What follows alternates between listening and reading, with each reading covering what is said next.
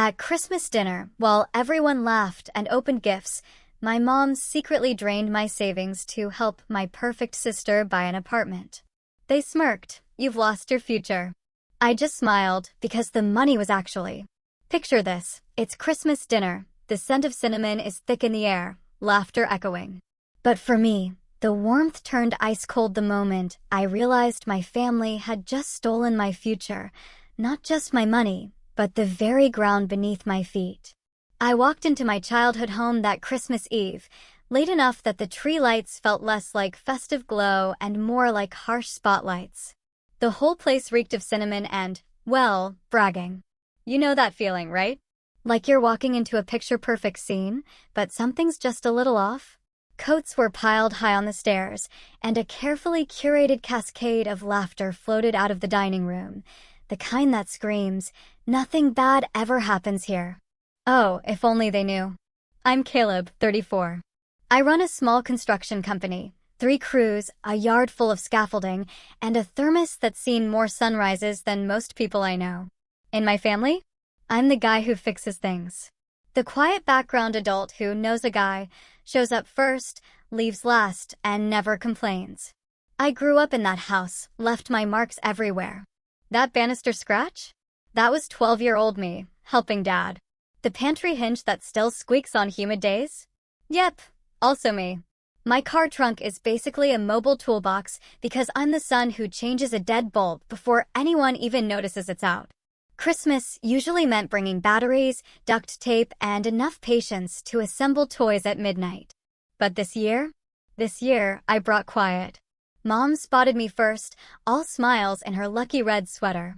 "There he is," she chirped, a big, beaming smile for the whole room and a much smaller, almost secretive one just for me. "We were just talking about you," she added. "Only good things, I hope?" I replied, already bracing myself.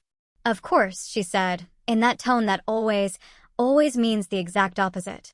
Across the room, my sister Rachel was practically glowing. You know those people who just radiate? She doesn't walk into a room, rooms lean towards her.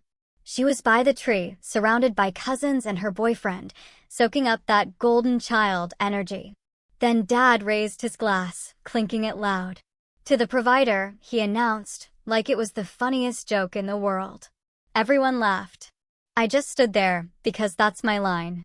Affable, reliable, grateful. I set my usual offerings by the fireplace.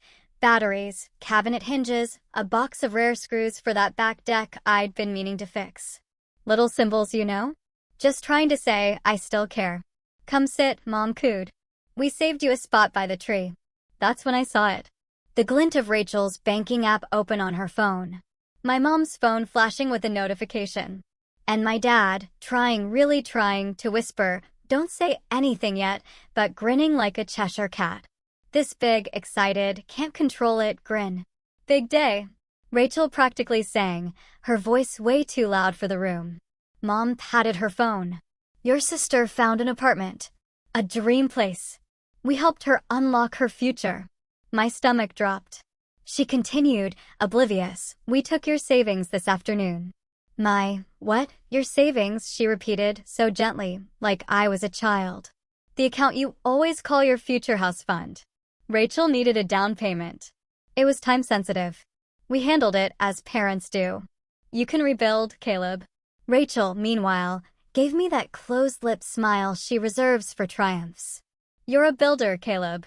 You'll make more. I need stability right now." Dad lifted his glass, oblivious to the bomb he'd just dropped on my life. To new beginnings. Everyone waited. They waited for me to be steady, to fix the mood, to say, of course, anything for family. Instead, I smiled. And it wasn't unhinged, not a breakdown. It was that small, involuntary smile you make when a complicated blueprint finally clicks into place. "What's so funny?" Rachel asked, her voice tight. "Nothing," I said. "Just that you're very sure about what you took." "Took is harsh," Mom interjected, almost immediately. "It's family, Caleb." "Family?" I echoed, the word tasting like ash. I looked at the tree lights, reflecting off a spoon, and something settled deep inside me. Not rage, not even anger, just quiet. I didn't raise my voice. I didn't touch my phone, didn't threaten lawyers. I just said, okay, let me back up a minute. See, I'm not a dramatic person. I'm a builder. My world runs on bid calendars, change orders, and weather apps. My days start at 5:30 a.m. with coffee and a thermos, and they end when the last site is locked. I keep receipts for everything. If a screw goes missing, I can tell you when I bought the box, why the invoice number skips, all of it. That's how I was raised. Dad taught me to inventory the garage at 12. Mom taught me that family is a ledger, credits for obedience, debits for independence. Rachel, well, she learned she was golden. I learned I was background. When we were kids, Rachel got a brand new bike for an A in algebra. I got an entire lecture for getting an A and asking for a used skateboard. At 16, Rachel totaled Dad's Camry. The next week, they were car shopping for a safer car for her anxiety. At 19, my truck blew a head gasket. Mom just shrugged. You'll figure it out, Caleb. You're resourceful. So, I took the bus to sites for 3 months. I found work I loved, apprenticed under a foreman who smelled like cedar and old coffee. I learned to float drywall so smooth it reflects the room back to itself. I started my company out of a borrowed garage and a second-hand trailer. Fast forward 5 years ago. Dad called, panicked. Your grandmother's house is going up for sale if we can't refinance, he said. It'll break your mother's heart. The number? Ugly. About $330,000 on a variable mortgage. Taxes overdue. Insurance threatening to lapse. Mom sounded small on the phone. We just need a responsible person on the loan, she whispered. I ran numbers between site meetings, during lunch, late at night. Rates were tolerable. My company had history. I could cover it, barely, if I cut my own salary, delayed equipment purchases, and hustled for higher-margin kitchen remodels. But keeping that house, the one I grew up in, it felt right. So I signed. I told myself it was temporary. And for 5 long years, I made that payment. Every single month, $2,412.27, then $2,463.91 when taxes adjusted, then $2,502.18 when insurance bumped. I paid when the weather froze pores. I paid when a developer delayed a draw. I paid when my transmission died on a Tuesday. I fixed the roof after a windstorm. I rewired a breaker that kept tripping because Dad loves his garage space heater. I installed a sump pump. I even bought a new water heater and called it a Christmas gift. Rachel? She'd visit on Sundays, snap some photos for her Instagram, and leave. Last spring, I decided to formalize what had been unspoken. I paid a lawyer to draft a simple agreement. I'd hold the mortgage and a lien. Mom and Dad had life tenancy. When they passed or chose to sell, I had the right of first refusal to buy for the remaining principal plus inflation. Or, if I declined, my lien got paid first from the proceeds. Not punitive, just rational. We signed it at the kitchen table. Rachel, of course, was there, chiming in, so official. Just so there are no surprises, I said, looking them all in the eye. Of course, Mom said, so sweetly. We're all on the same page. Oh, how wrong I was. Just 3 months later, a thin envelope arrived at my office. County Recorder. I figured it was the annual property notice. My hands trembled as I opened it. It was a copy of a quitclaim deed. In simple, brutal language, my name had been removed from the deed history and 100% ownership had been gifted to Rachel. No call. No warning. Notarized by her friend's boyfriend in some downtown office. The stamp date matched a night Mom had texted me, "Dinner is hot if you want to stop by." I'd missed it, laying subfloor in a townhouse. I just sat in my truck, parked behind the yard, and stared at that paper until my coffee went stone cold. The exact thought that formed in my mind? They really think I'm just a wallet. I didn't confront anyone. I didn't post online, didn't rage. I did what I do. I started measuring. Receipts became a project file. I scanned that deed, highlighting the date and the notary block. I pulled 5 years of mortgage statements and saved every single PDF. I exported my bank ledger, showing every payment leaving my account on the first. I filed the invoices for the roof, the HVAC, the sump pump. I photographed serial number plates. I requested the notary's journal entry. I checked the county index to see the filing sequence. The rush was obvious.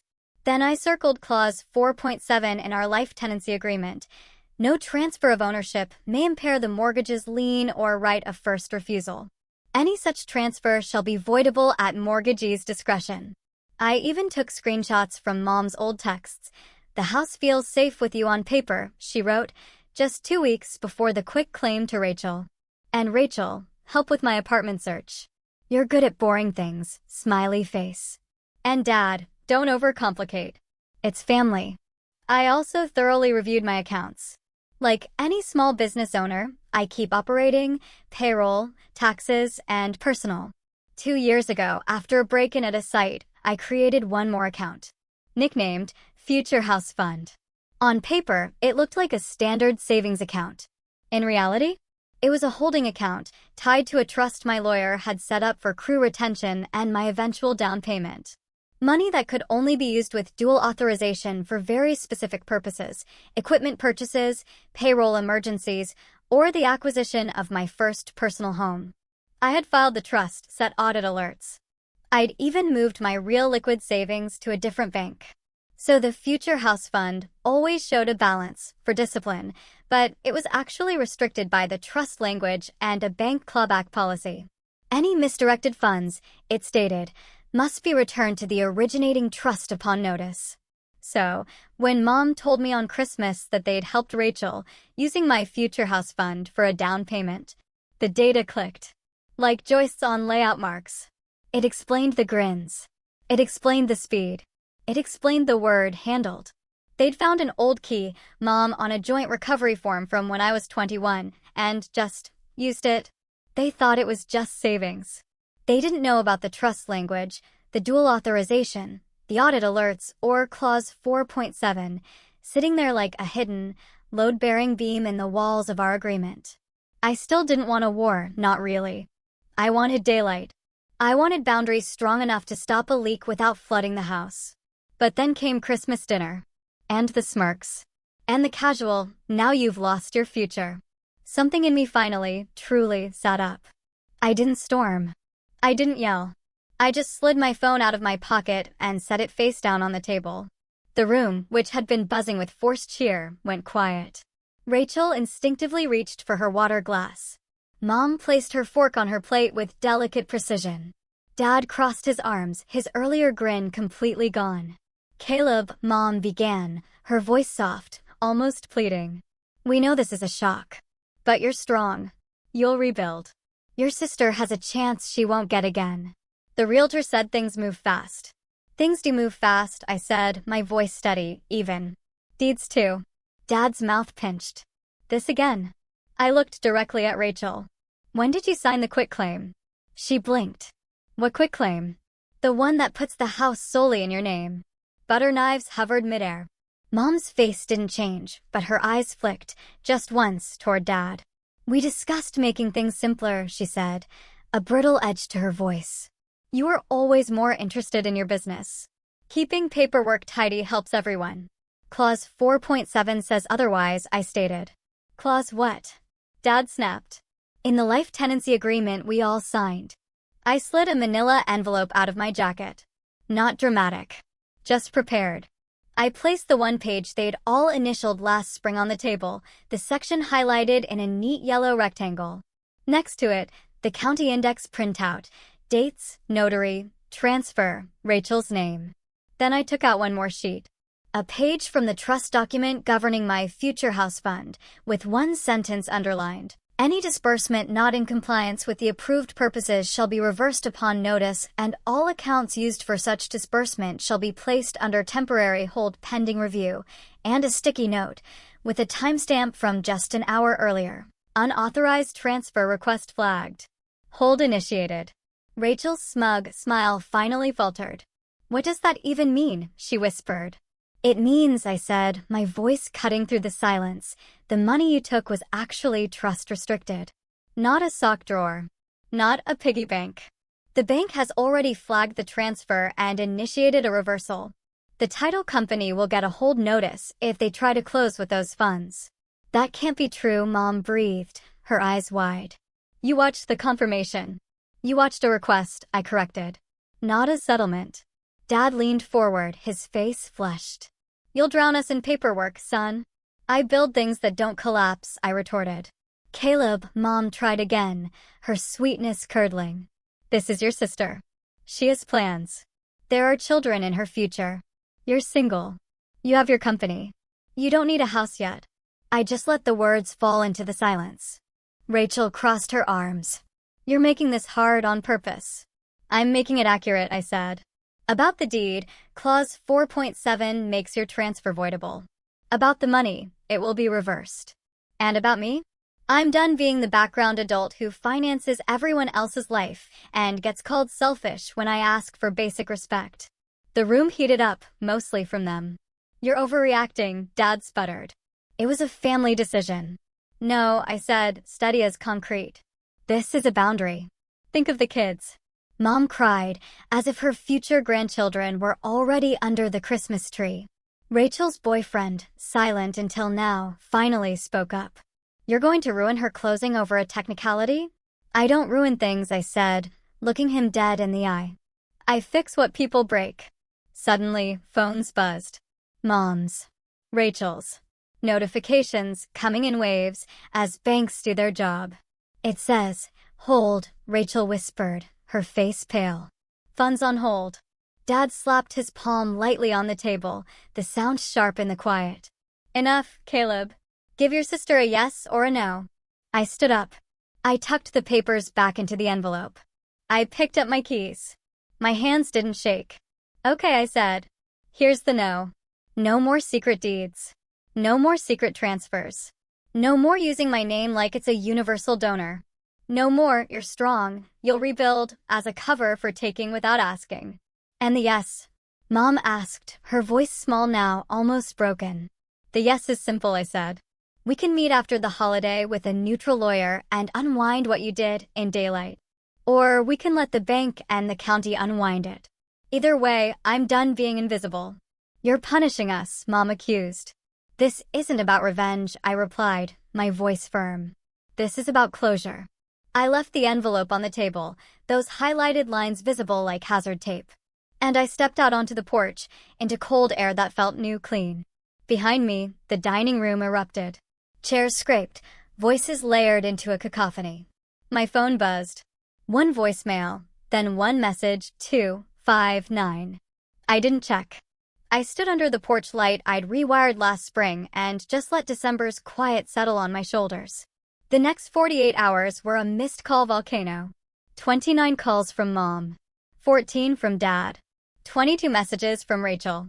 9 from numbers I didn't even recognize, her realtor, her loan officer, 2 concerned cousins. The texts were a masterclass in emotional manipulation. You're selfish, Mom texted at 8:02 a.m. At least pick up. Dad, at 8:07, be a man. From Rachel, you're ruining my life at 8:13. Then, please, at 8:15. Do you want me homeless? At 8:22. Jealous much? At 8:25. Think of the kids I want, at 8:28.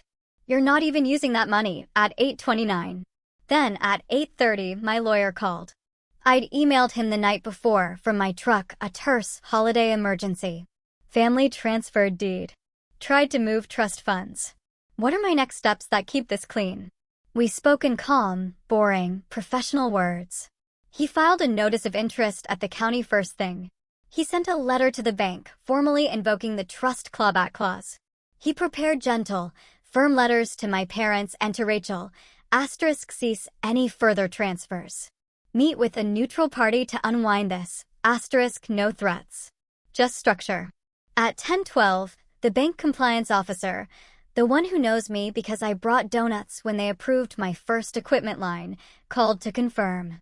The attempted transfer hit the trust tripwire, Caleb, she said, sounding genuinely apologetic. We've placed a temporary hold on the receiving account. The title company has been notified. Funds will be returned within 3 to 5 business days unless a court orders otherwise. I thanked her. I truly meant it. At 10:30, Rachel called again. You're destroying my closing. I'm refusing to fund a purchase I wasn't asked about, with money I legally can't give you, I said, my voice flat. You could fix this with one call, she screamed. I am fixing things, I replied. Just not the way you want. By lunch, the uncles started chiming in. Family is messy, one wrote. Don't be the guy who sues his parents, another warned. As if setting boundaries equaled court. As if pointing at a rule equaled violence. I didn't fight online. I went to a site where my guys were hanging cabinets. I spent an hour setting crown flush. Measure. Mark. Cut. Lift. My kind of prayer. I brewed coffee. I corrected a layout with just a pencil and a quiet, try this. With my crew, I remembered who I was, outside that suffocating family script. It helped. That afternoon, I went home to my apartment above the shop. I locked the door. I turned my phone face down. And I slept.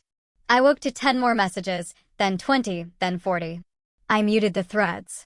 Quiet is a skill. I practiced. The letters went out. Certified. Boring. Beautiful. Please refrain from contacting our client directly. All communications may be directed to our office. That one line worked like a breaker. The calls slowed. Natural consequences unfolded without me having to shove. Rachel's loan officer called my lawyer, his voice noticeably lower. The title company confirmed the hold and declined to schedule a closing with disputed funds. The county stamped my notice of interest. The bank reversed the attempted transfer back into the trust and sent a tidy digital note I screenshotted and filed. In the family group chat, cousins debated without tagging me. He could just give half, one wrote. My aunt replied, you can't take people's money without asking, then deleted it and typed, let's keep this off text, which is code for, we know this looks bad. Meanwhile, the house I still paid for sat quietly on its foundation. I drove by one evening and checked the porch light. It burned steady.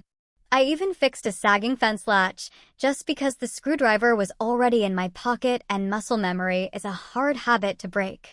At the curb, I rehearsed boundary sentences into the cold, until my breath made little clouds. On day 3, Dad called from an unknown number.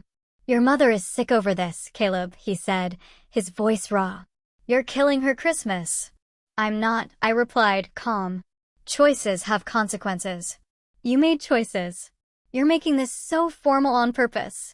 Be reasonable. Be a good son. I didn't say be good parents, I said, my voice hardening. Ask before you take. Read what you sign. Going forward, we'll speak with the lawyer present. You got some woman to write those letters, he sneered, like it was a trick. She's my lawyer, I said. She's also someone's daughter. He hung up. A minute later, he texted a photo of the house at sunset, as if to remind me what he thought I was risking. I saved it anyway. Then I put my phone in a drawer and ran laps around the empty yard. Cold air in my lungs, an ache in my chest. Something uncoiled, finally. Freedom. Over the next week, the noise faded into logistics. Their lawyer met mine. Words like voidable and rescission did their quiet, powerful work. The county officially recorded a rescission of the quitclaim deed. Rachel's apartment file moved from clear to close to suspended. Mom sent 3 postcards with nativity scenes and no return address, like we were strangers. I kept them in a drawer. None of this felt like revenge. It felt like installing a door on a room people had always assumed was theirs to wander. They jiggled the handle and called it cruel. I just called it mine. Inside that newfound quiet, I rebuilt what I should have years ago, a life not run on emergency mode. I slept real sleep. I cooked eggs in a pan I bought myself. I set my phone to Do Not Disturb at 8 p.m., and I actually read the manual for a new miter saw, because, honestly, reading manuals is soothing. I bought a planner, and I'll probably even keep it. I put a hook by the door for my keys. I wrote a card for my fridge listing what I control, my voice, my time, my money, my patience, my boundaries. Simple. True. It's been 11 months now. The house is still there. The porch light still works because, yes, I changed the bulb in July. Mom and Dad still live there under the life tenancy agreement. The deed is back where it belongs, complicated and honest, not gilded by the lie of simplicity. My lien is recorded, boring and real. Rachel didn't buy that apartment. The listing sold to someone else. She posted online that the market shifted. In March, she texted me, "You didn't have to humiliate me." I typed and deleted 4 versions of "I didn't," then sent nothing.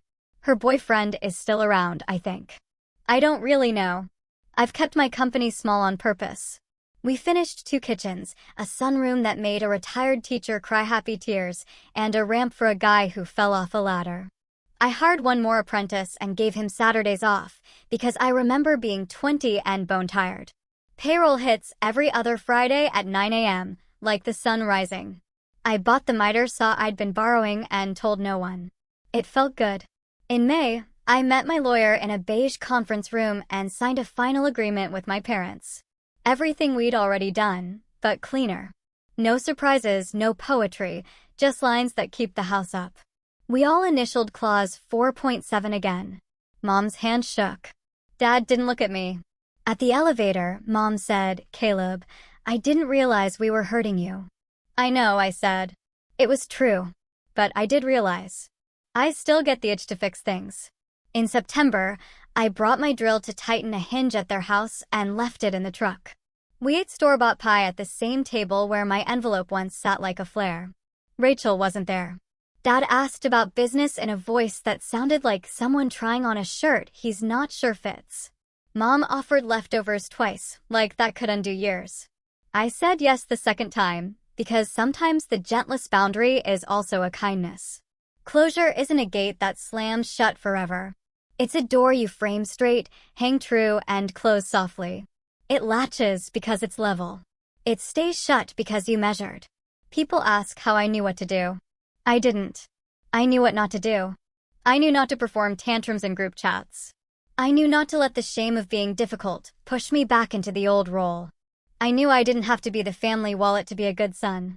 What changed is simple. I stopped proving I was generous by letting people take. I started defining generosity as being clear.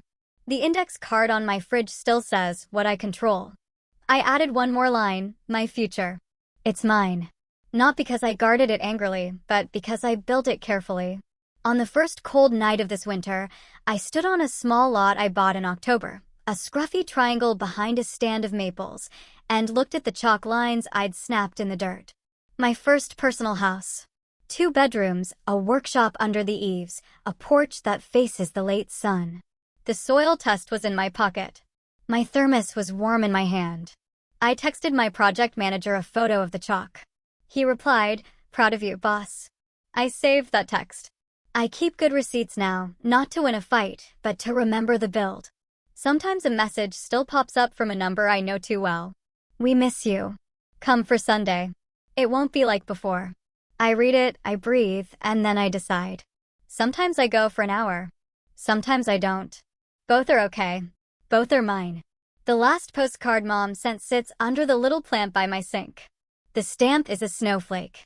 Maybe it says, "Merry Christmas." Maybe it says, "Sorry." I haven't opened it. I don't need to read it to know my boundary stance. That's the moral. If there has to be one, you don't have to be the family wallet. And if love demands your balance, your title, and your silence, it isn't love. It's just a habit. I lock the yard. I hang my keys on the hook by the door. I pour coffee into my dented thermos. And I step into air that's cold and honest. And I walk toward a life I'm building with my own hands. Not because I want to fight, but because I finally measured, cut, and set the line where it should have been all along. And I won't let anyone move it.